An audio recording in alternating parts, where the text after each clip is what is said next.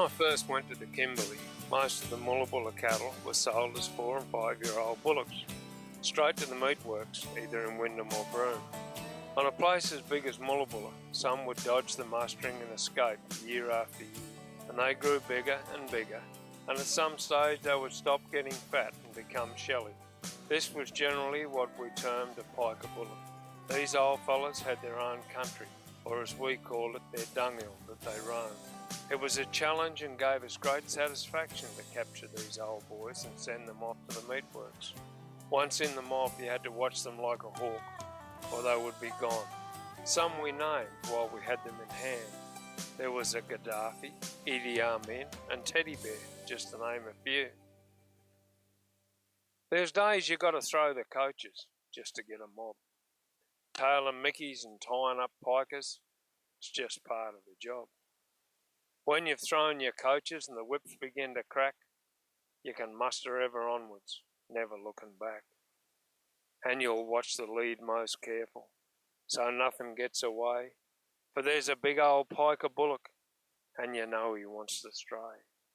His head is hidden in the mob. He's just waiting for his chance. If the opportunity arises, he'll lead the ringers a merry dance.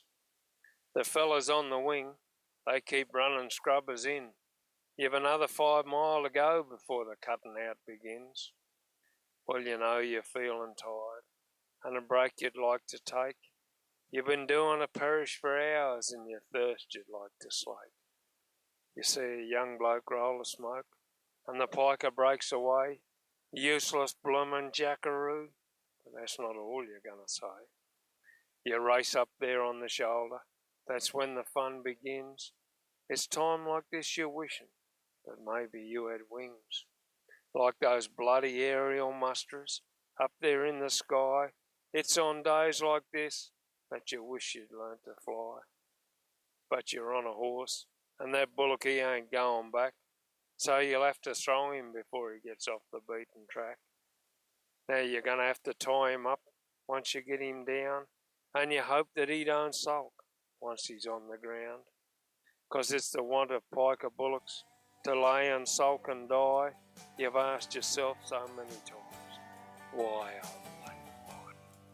Well, you take away his freedom, take all he has to give, then you take him from his country, and that takes his will to live. And if you were religious, well, I guess you'd hope and pray that this bloody piker bullock lives to fight another day.